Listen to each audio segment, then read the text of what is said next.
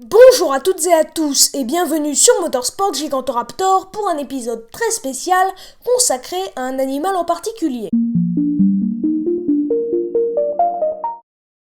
Dites-moi, avez-vous des animaux de compagnie? Si c'est le cas, il peut très bien s'agir d'un chien, d'un chat, d'un petit oiseau, d'un alligator lépreux ou encore d'une souris. En parlant de souris, il existe aussi un autre animal très proche que vous avez peut-être si vous n'êtes pas musophobe. Il s'agit du rat. Mais c'est dégueu! Comment tu peux acheter ça? Tu sais, il y a des gens qui ont des rats et ils vivent très bien. Mais en général, il s'agit d'un rat domestique et non pas de l'étrange créature dont nous allons parler aujourd'hui.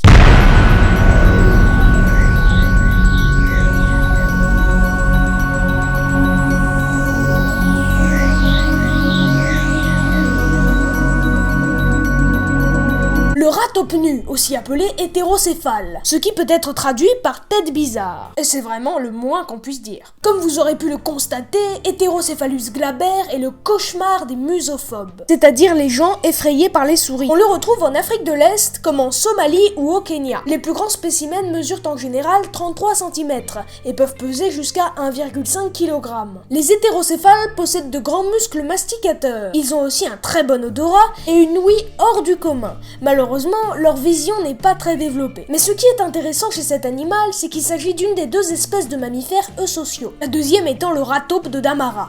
Quoi? Eusociaux, c'est-à-dire qui forment de grandes colonies cohérentes et organisées, comme les fourmis et les termites. D'ailleurs, le type d'organisation est très similaire chez les rats taupes nus. Il y a une reine bien fat, qui passe sa journée à se reproduire, avec le harem de mâles dont l'unique fonction est d'approvisionner la colonie en ouvrières, en soldats et en nourrices. En gros, ils passent leur temps, comme certains humains, à se reproduire. Et contrairement à d'autres majestés, la reine ne chôme pas, puisqu'après une période de gestation d'environ 70 jours, cette dernière, 5 fois par an, peut donner le jour à des portées allant jusqu'à 27 bébés, ce qui, dans le meilleur des cas, donne 135 individus par an. Comme les fourmis, les rats taupes nus sont les champions de la galerie. Et quand deux colonies se croisent, Elles font une partie de Monopoly.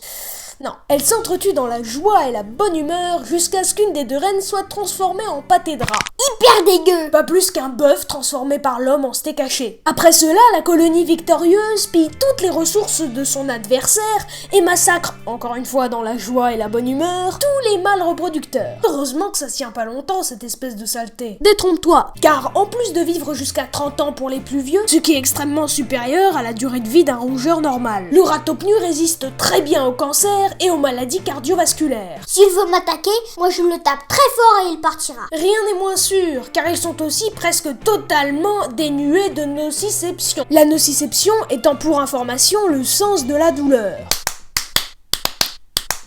Et si une colonie est installée sous une zone cultivée, ayez une pensée pour le pauvre agriculteur qui va assister, impuissant, à la disparition inéluctable de ses récoltes, car les hétérocéphales sont de sacrés ravageurs. En temps normal, les rats taupes nus se nourrissent de racines poussant dans la savane, mais ils pratiquent aussi ce que l'on appelle la caécotrophie. Quoi? La caécotrophie consiste à sélectionner parmi ses propres déjections afin de récupérer les éléments nutritifs que notre intestin a mal digérés. Manger ses crottes? Mais c'est dégueulasse! Ça donne l'eau à la bouche, n'est-ce pas? Comme ça, si on n'a rien à manger, c'est toujours une belle façon de recycler. Moi je préfère les lapins. C'est plus mignon les lapins. Oui, mais les lapins pratiquent aussi la caécotrophie. Comme la plupart des musaraignes, les castors, les marmottes, les chinchillas... Et les humains. Pas pour l'écrasante majorité d'entre eux, mais il faut respecter les rites et les pratiques alimentaires de chacun. Bref, merci d'avoir regardé. J'espère que ce travail vous aura intéressé. N'hésitez pas à partager la vidéo si vous l'avez appréciée et à faire des suggestions dans les commentaires.